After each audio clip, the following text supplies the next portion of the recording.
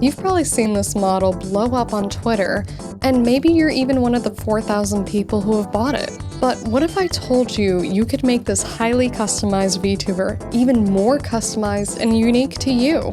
Hi, I'm Leah. I'm a digital and physical artist with 20 years of experience, and I do every part of the VTuber creation process, from design to art to the rigging itself. There are a few ways to make customizable models more unique, like adding items or rigging external accessories and toggles, but today we're going to alter the texture atlas. So what is a texture atlas, and where do you even find it in the first place? Think of a texture atlas like a piece of paper you stick a bunch of smaller images on. If you've ever tried to color a model in most 3D programs like Vroid or Blender, then you'll already be very familiar with these. The same thing exists in Live 2D. Assuming you've already moved the model files to VTube Studio and are in the Live 2D Models folder, go to the correct folder for the model you want to work on. In this case, it's going to be the 4K version of Suika's model. Double-click on the folder containing the atlases. This is where you'll put the updated textures. But before making any changes, make sure to make a new copy of the Photoshop file or PNGs that come with the model. One really important thing to keep in mind when you're making your changes is that unlike 3D models, Live 2D models are designed with the textures in mind first and the model movement second. The visual movement is determined by two things: art meshes and art deformers. Live 2D's equivalent of topology is called art mesh. If you look at this chibi model I'm working on right now, you'll see these triangles.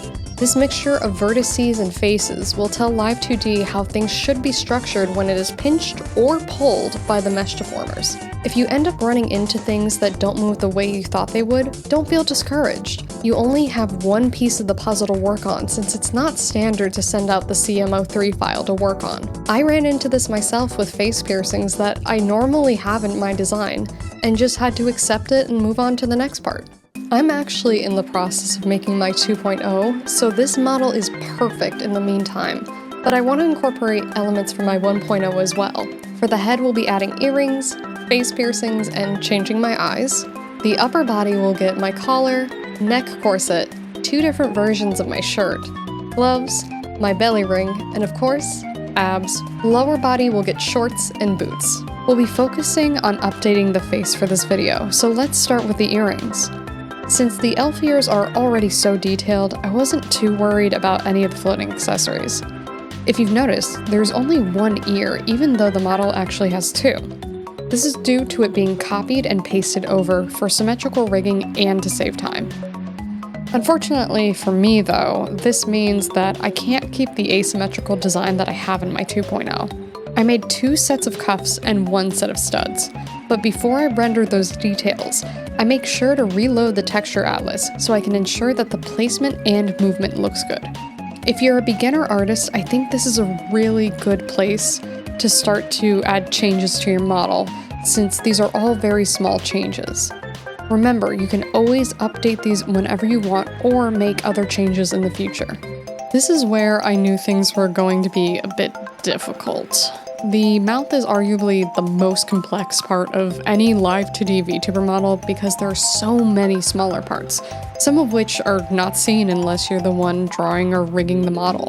To make a mouth, you need at the very minimum top and bottom lip lines, top and bottom mouth skin, multiple teeth parts, tongue inside the mouth and out, and a throat. Then you might also add on lip gloss or piercings or anything else you can think of. That's just the parts alone though.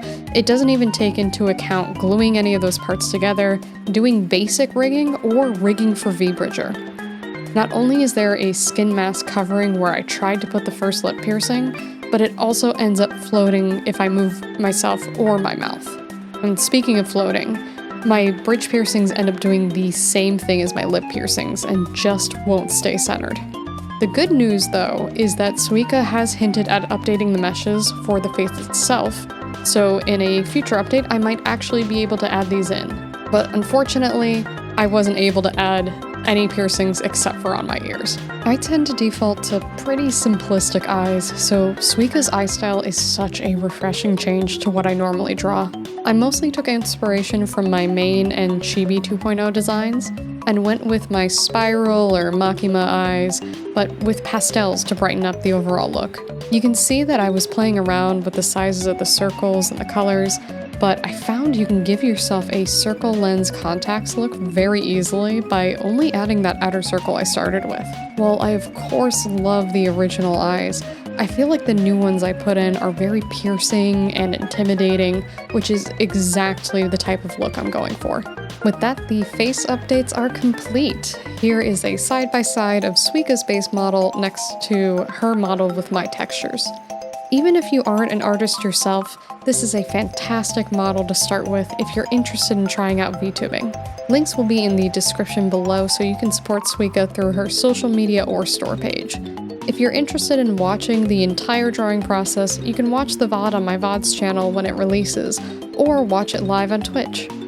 Let me know if you have any questions. I'm trying to add more art videos on my channel, so your comment may even be featured in a future video or short.